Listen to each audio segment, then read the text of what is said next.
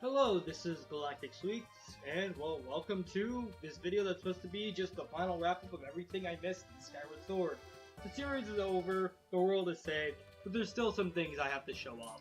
First off is, I'm pretty sure the one thing I didn't actually show in the upgrading screen, which is upgrading the Seed Satchel. I don't think I ever showed the requirements for that. So I'm going to show that on screen right now, and I'll meet you guys right after that.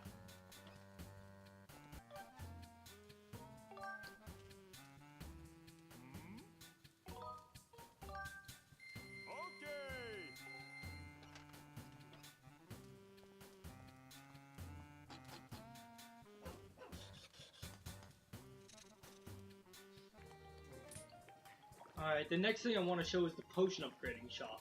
You can essentially talk to this guy, and you can give bugs to make bottles. So I have this Heart Potion Plus, which restores all hearts, a Heart Potion Plus Plus, which restores all hearts and has 2 servings. And these are all just upgraded versions of the potions. You can get by talking to this guy. I think I've acknowledged it once in the series and didn't actually show it. So with that, next thing we need to do, it needs to be nighttime. So, see you guys there.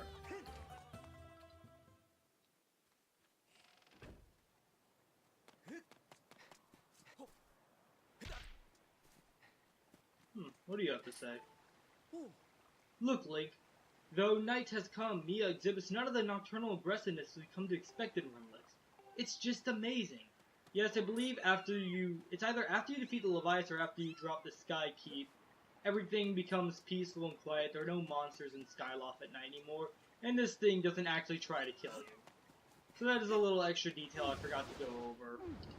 But with that, where we want to go is actually the Waterfall Cave, which happens to be right here, and I see no point in cutting, though it actually will be a minute before we get to exactly where we want to be.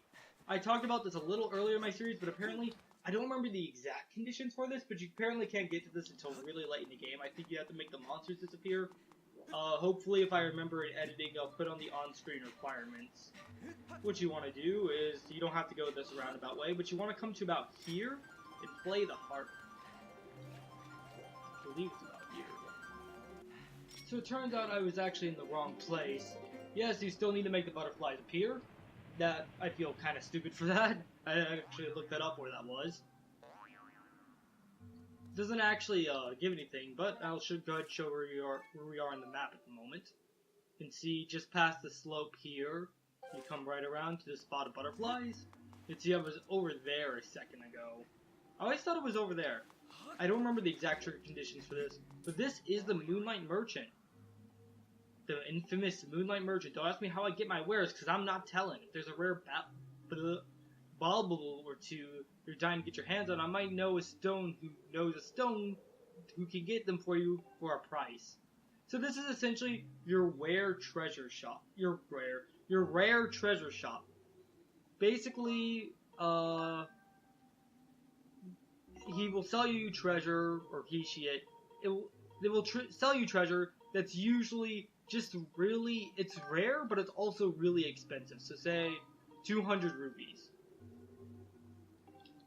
And not at all shady treasure. You can see he just makes a chest appear.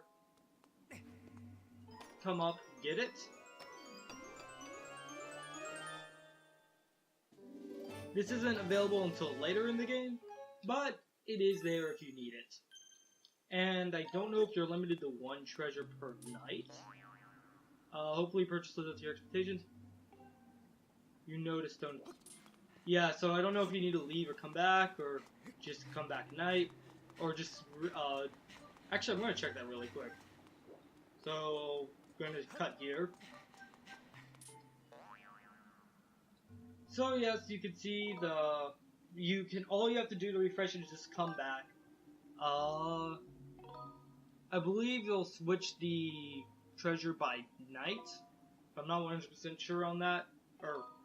Oh, okay, you can just get any rare treasure. Even dusk relics, which you can pretty much get for free. And monster horns. Well, that's there if you need it. And now for the next thing, I'm going to meet you guys over in barren woods, so I'll see you there.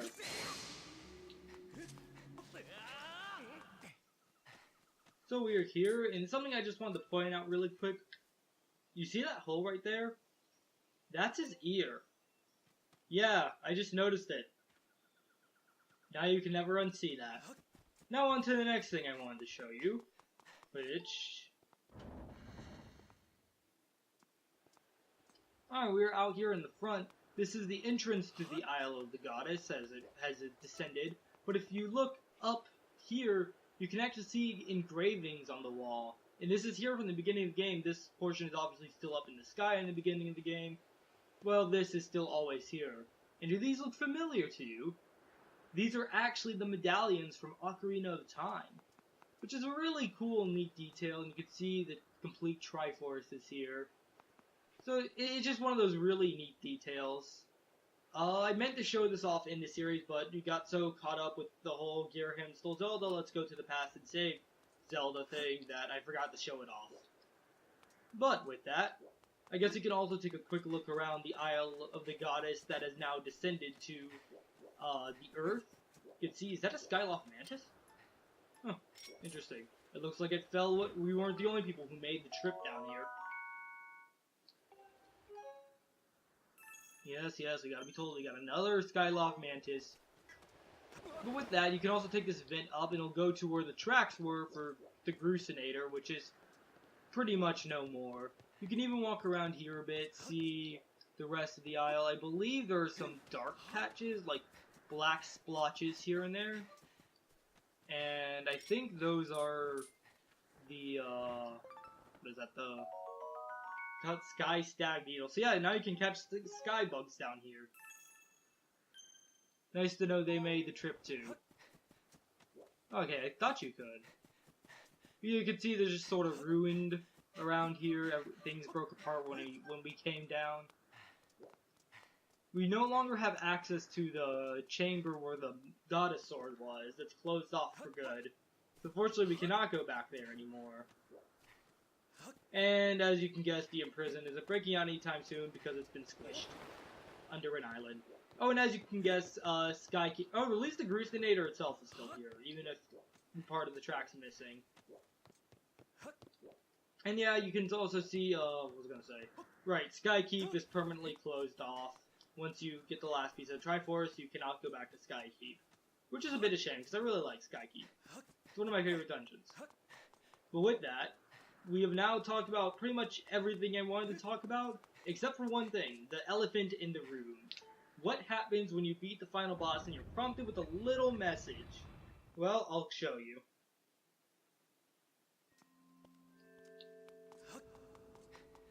But first, in order to show you, we must go to the past again.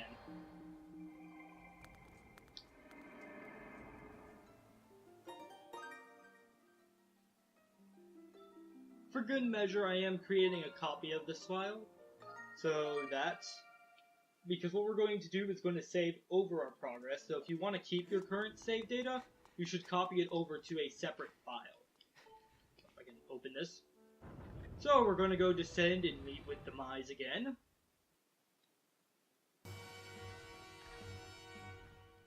You want to defeat Demise again, which it'll take a second. I would say watch the credits again, but thankfully, just because we've seen this before, we have the power to skip!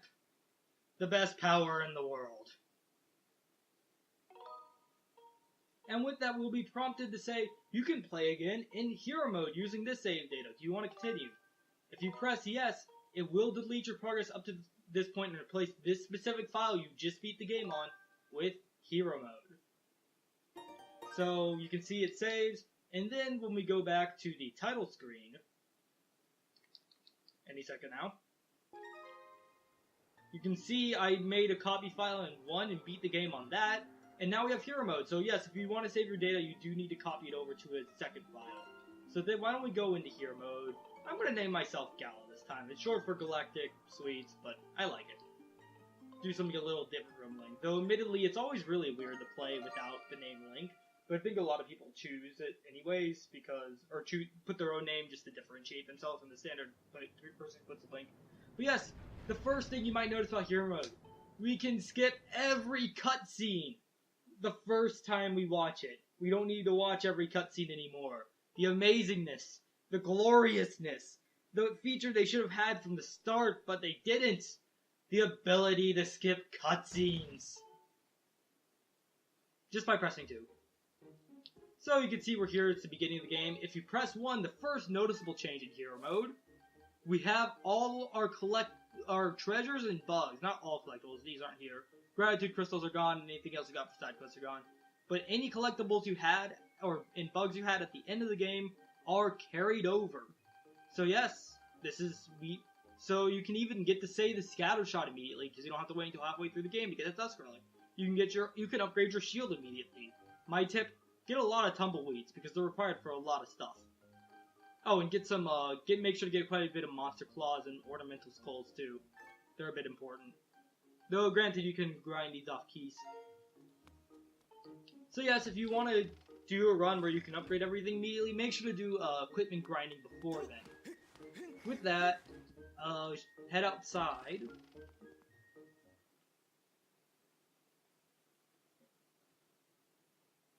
Wait for it.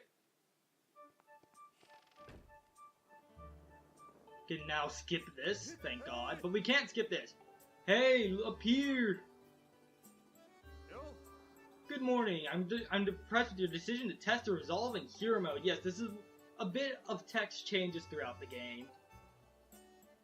And of course, you still have to go through this regardless. Use the Z target to face something in the direction you're facing. You look at me like you already know all this. There's no harm in reviewing the basics. In Hero Mode, you'll lose hearts twice as fast. So it's doubly important to know how to affect the Z target. So yes, you take double damage in Hero Mode. It's literally what it sounds like. It's double damage. I don't know how much more simple I can get in that. Yes, so it looks like you mastered dashing with A.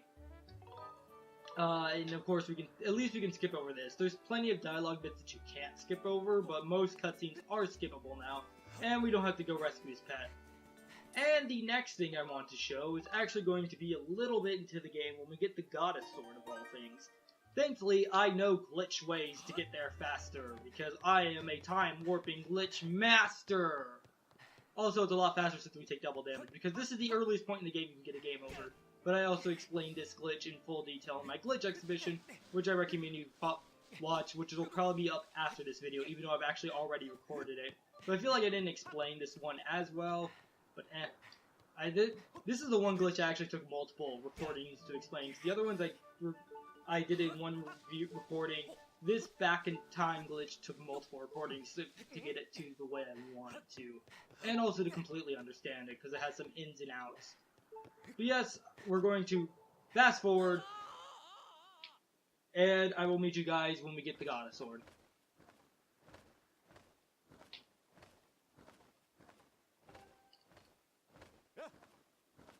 Liar.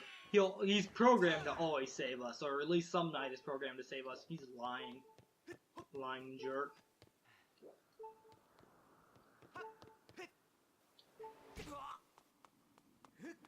Alright, so we're in here inside the goddess statue. All we need to do is examine the sword and pull it out. And hold it up. You notice that the Skyward Strike was charged a bit faster this time. You got the Goddess Sword. This mysterious sword is bathed in divine light. The memories of violent battles surge within the sword, and when you raise it to the sky, your Skyward Strike is now at maximum strength.